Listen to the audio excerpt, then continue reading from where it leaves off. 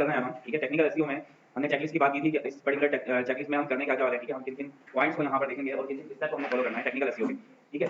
So technical SEO में जैसे यहाँ पे साइड मैप है, साइड मैप क्या होता है इसके बारे में हम बात करेंगे कि साइड मैप किसको कहते हैं, इंप्लीमेंट किस तरह होगा, एचटीएमएल साइड मैप किसके लिए होता है, एक्सएमएल साइड मैप किसके लिए होता है, ठीक है। उसके साथ हम बात करेंगे robot.txt फाइल की, पेज लोड टाइम की बात करेंगे। अच्छा, यहाँ पर ये पेज लोड टाइम जो है ना, ये एक्चुअली वेबसाइट के हम लोडिंग टाइम की बात करेंगे, ठीक है। ठीक है, वेबसाइट के लोडिंग टाइम की हम बात करेंगे यहाँ पे। ओके, हमने एक बात की थी ना कि टेक्निकल एसईओ जो है वो पूरी वेबसाइट के लिए होता है, ठीक है। और टेक्निकल एसईओ इस मतलब टेक्निकल एसईओ जरूरी भी है, इसकी इंपॉर्टेंस की भी शायद हमने बात की थी कि ये ऐसा नहीं कि मतलब हम इसमें से कुछ स्टेप को हम बीच में से हम स्किप कर दें और कहें या टेक्निकल एसईओ की क्या जरूरत है, नहीं भी करते।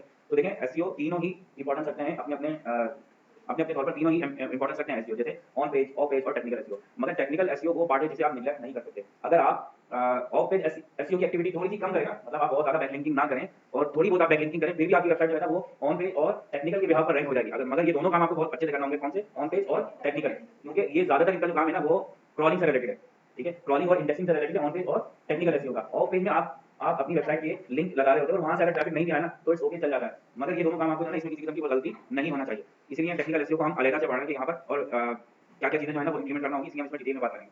अच्छा, वेबसाइट की लोडिंग टाइम की हम बात कर रहे हैं और यहाँ पे ऑप्टिमाइज करेंगे हम इसको जावास्क्रिप्ट और सीएसएस को, ठीक है।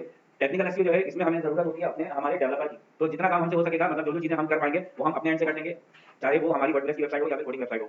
कोडिंग वेबसाइट की तो बिल्कुल भी अपने पर लेनी पड़ती है, तो हम डायरेक्ट अपने जो है वो ये जो रिपोर्ट हम बना रहे हैं ये हम देंगे डेवलपर, ठीक है। और अगर सीएमएस वेबसाइट रहेगी तो इसमें थोड़ा बहुत काम हम कर सकते हैं, क्योंकि देखिए आज के टाइम में जो है ना वो लोग यही एक्सपेक्ट कर रहे होते हैं कि जो एसईओ स्पेशलिस्ट है ना, अगर वर्डप्रेस की वेबसाइट है तो वो इसके सारे काम खुद ही निपटाएं।